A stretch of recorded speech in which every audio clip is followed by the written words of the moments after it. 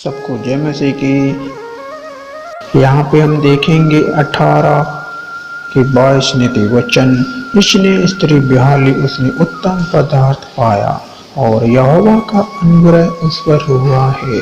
मेरे भाई और बहनों, यहाँ पे जो भाई एक विवाहित जीवन व्यतीत करता है एक स्त्री के साथ, तो वह यहोवा का अनुग्रह को पाता है, अर्थात परमेश्वर की मांगी हुई स्त्री, परमेश्वर से चुनी हुई वह बहन अनुग्रह का भाग होती है।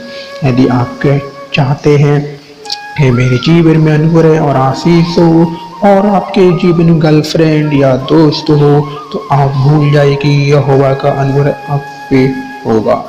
आप वाकई में यहोवा का अनुग्रह चाहते हैं तो परमेश्वर से चुनी हुई बीवी मांगे, ताकि परमेश्वर आपको आशीष दे। और नीति वचन 31 का देखेंगे 12 में कि वह अपने जीवन के सारे दिन में उससे बुरा नहीं वरन भला ही व्यवहार करती है। यदि वाकई में परमेश्वर से चुनी हुई बीवी आप लेते हैं, मांगते हैं, तो आपके जीवन में वो सारा दिन प्रतिदिन अच्छा व्यवहार करेगी। अन्यथा यदि आप परमेश्वर से चुनी हुई बीवी को नहीं मांगेंगे तो यह आपके लिए बहुत ज़्यादा दुखदाई होगा। कई बार बीवियां जो होती हैं, उनकी डिमांडें, उनकी मांगें बहुत ही ज़्यादा होती है।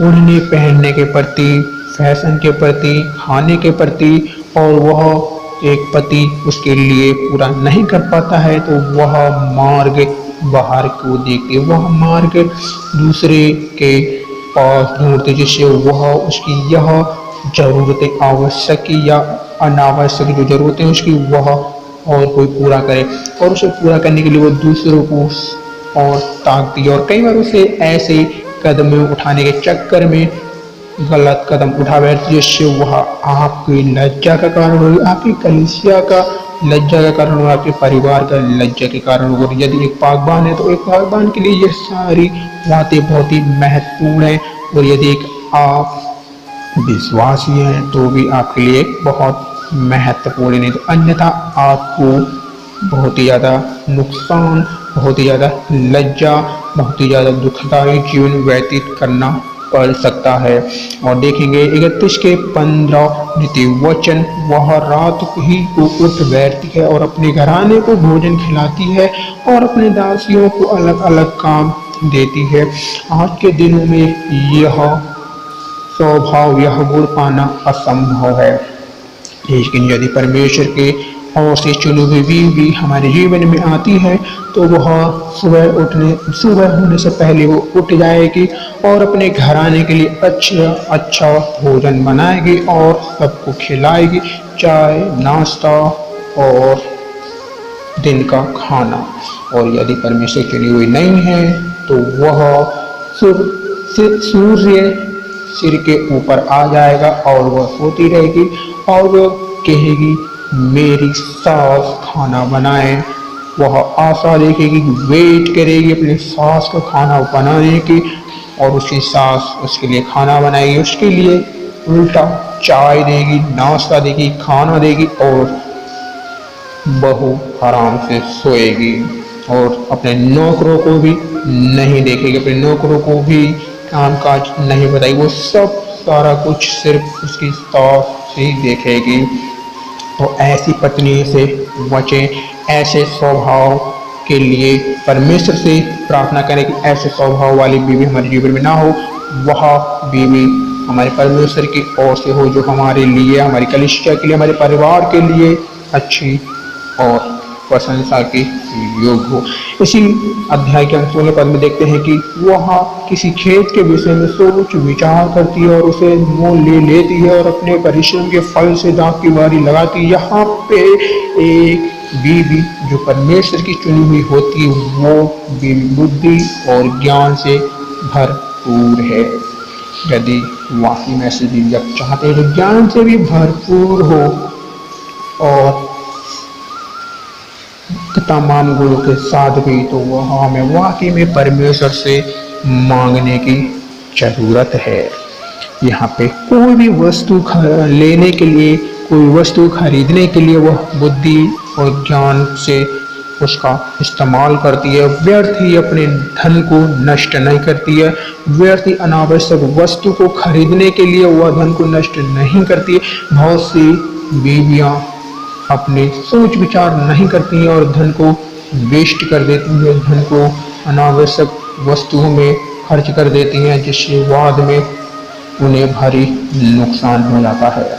और इसी को हम 31 अध्याय और 29 और 30 पद में देखेंगे। बहुत सी स्त्रियों ने अच्छे अच्छे काम तो किए हैं, परंतु तो उन सबों से श्रेष्ठ, हाँ मेरे भाई और बहनों, यह बहुत ही जरूरी है परमेश्वर के चुनी हुई और हमारे लिए जो बीवी है वह सबों से श्रेष्ठ होगी, अन्यथा जो परमेश्वर से चुनी हुई बीवी नहीं होगी, अच्छे काम करेगी या अच्छे काम करने का दिखावा करेगी, लेकिन वह वाकई में परमेश्वर की नज़रों में श्रेष्ठ ना होगी।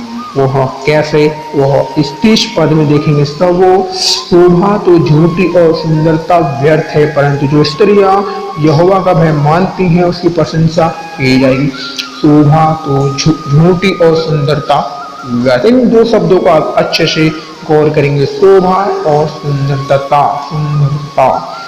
यहाँ पे बीवियां, पत्नियां, बहनें बहुत से अपने आप को सजने संवारने में लगती हैं, सोना चांदी गहने पहनने में लगाती हैं, अपने आप को अच्छे से अच्छा रखने की कोशिश करती हैं, लेकिन वह सब व्यर्थ है, फालतू है, बकवास है।